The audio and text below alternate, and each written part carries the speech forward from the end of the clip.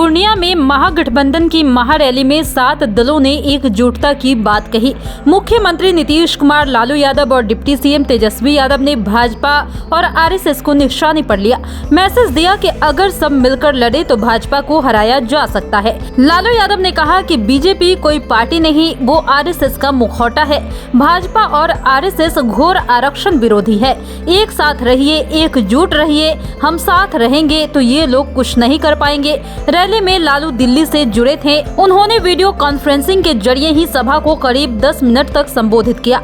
लालू ने कहा कि देश से नरेंद्र मोदी सरकार की विदाई का समय आ चुका है। हम और नीतीश एक हो गए हैं, अब हमेशा ही साथ रहेंगे। 2024 में रिकॉर्ड तोड़ देना है।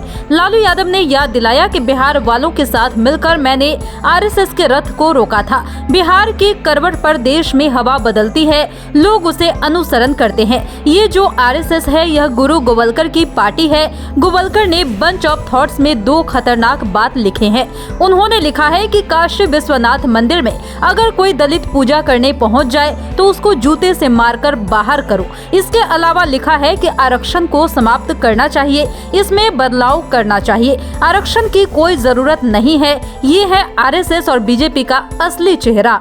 लालू ने कहा कि मेरी बेटी रोहिणी ने मेरे लिए बहुत कुछ किया है। उसने मेरे लिए जो किया वो कोई नहीं कर सकता है। मैं रोहिणी का कर्ज कभी उतार नहीं सकता हूँ। नीतीश कुमार ने अमित शाह पर हमला बोला।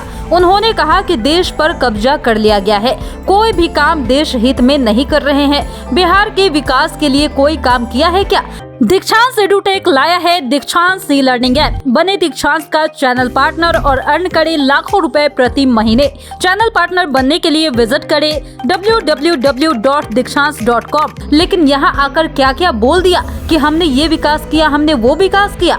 पिछले चुनाव में इन लोगों ने बिहार के विकास के लिए मदद करने का वादा किया था, लेकिन कोई मदद नहीं की। नीतीश कुमार ने फिर से विपक्ष के एकजुट होने की बात दोहराई। उन्होंने कहा कि कांग्रेस तय करे कि अगर हम सभी एकजुट हो तो 2024 में भाजपा को 100 से ज्यादा सीटें नहीं मिलेंगी। सीएम ने कहा कि जीवन भर आप लोगों के हित के लिए काम करेंगे। मेरी कोई व्यक्तिगत इच्छा नहीं है, मेरी ख्वाहिश है कि देश आगे बढ़े। इसके लिए बीजेपी को हराना होगा। बिहार में जैसे हम एकजुट है, वैसे देश में एकजुट होना होगा। मेरे बारे में कहा गया कि मैंने जॉर्ज फर्नांडिस को धोखा दिया, जबकि हम उनके साथ ही थे। शरद यादव के बारे में कहा कि मैंने उन्हें छोड़ दिया, जबकि आज उनका बेटा यहाँ बैठा है। उनके निधन पर भी मैं वहाँ गया। मैं जॉर्ज फर्नांडिस को भी कभी नहीं छोड़ा। ये सब लोग बस बोलते रहते हैं। अंत में नीतीश ने कहा कि अब वो लोग जीतन राम मांझी पर लगे हैं, हम इन्हें कहीं नहीं जाने देंगे।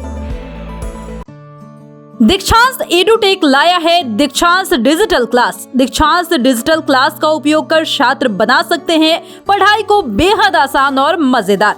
दीक्षांत डिजिटल क्लास को स्कूल में बैठकर देखना है तो पेन ड्राइव और स्मार्ट टीवी बनेगा सही माध्यम। चलिए अब ये भी जानते हैं कि दीक्षांत डिजिटल क्लास का फी स्ट्रक्चर क्या होगा। नर्सरी से लेकर यूकेजी के लिए 7,000, नर्सरी से लेकर दूसरी कक्षा के लिए 12,000, नर्सरी से लेकर 5वीं तक के लिए 18,000, नर्सरी से लेकर 8वीं तक के लिए 24,000, नर्सरी से लेकर 10वीं तक के लिए 30,000।